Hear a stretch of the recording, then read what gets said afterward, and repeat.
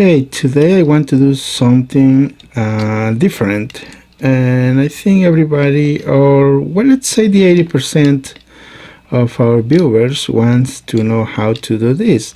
And listen to this. This has been done before, but I have the time right now and I will do a demonstration. So what I want to do is we are going to swap these wheels from the Trackmaster 2, and here I have a bunch of wheels, axles from another set. These ones are from, let me see, this one right here is from Gordon. I have a bunch of set of wheels here, and I will swap these wheels to the Trackmaster 2 so we can use the rubber ones. It's not going to change anything on the inside, but still, let me remove the batteries from it.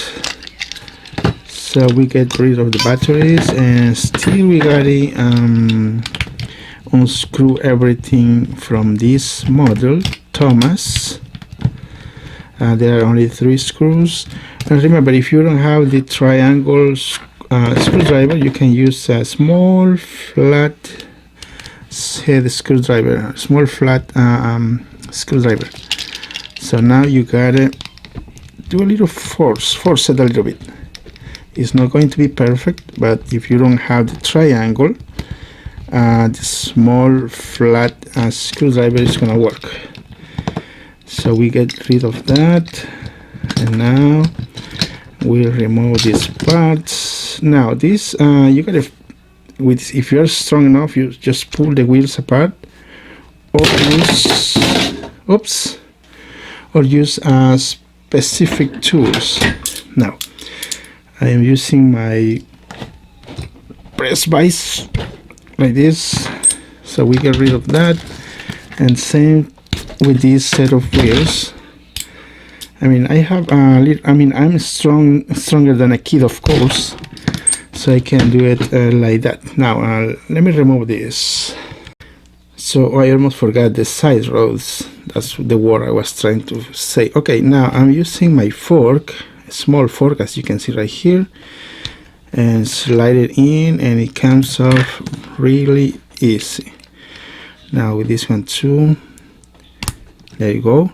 So we have our wheels ready to install it. Where is it? Oh, here's the axle.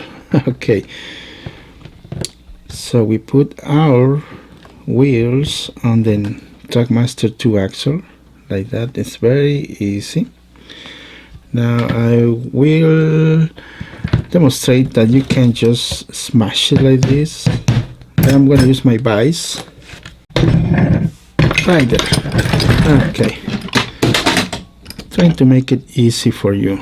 If you have access to a vise, you can use it like this. Make sure it's straight, or it's going to look twisted and wobbly wheels. Just right there. There it goes. We are good with this. Now let's see if this works or no, because the wheels are a little bit bigger. Look at this. They are a little bit bigger. I don't know if it's gonna work or not. But anyways, so if you're watching the videos, that means that we got the good results. So we swapped those wheels,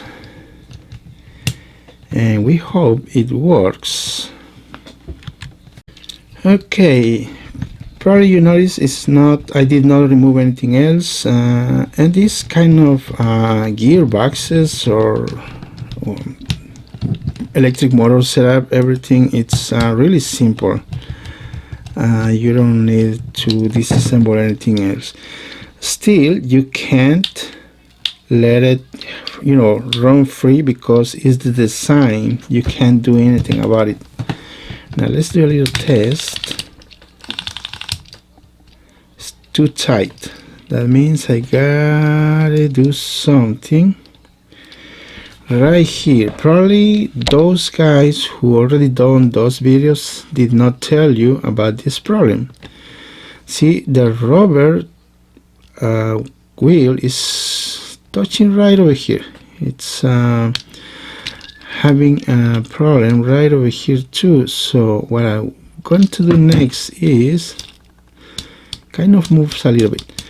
We'll use my Dremel, and let me show you. So I was saying the problem is right here. We gotta file a little bit on this part, and right over here, no, here, no, just here. Let me take this apart now. Definitely I gotta do a little polishing, sanding on both sides, just a little bit.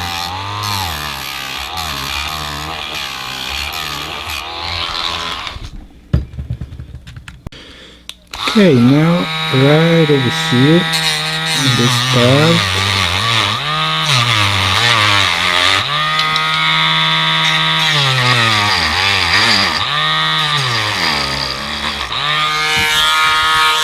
so here is what I did.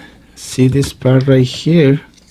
I had to do a little bit of dremeling right here. I use my Dremel on this part right here, on this corner, see right there.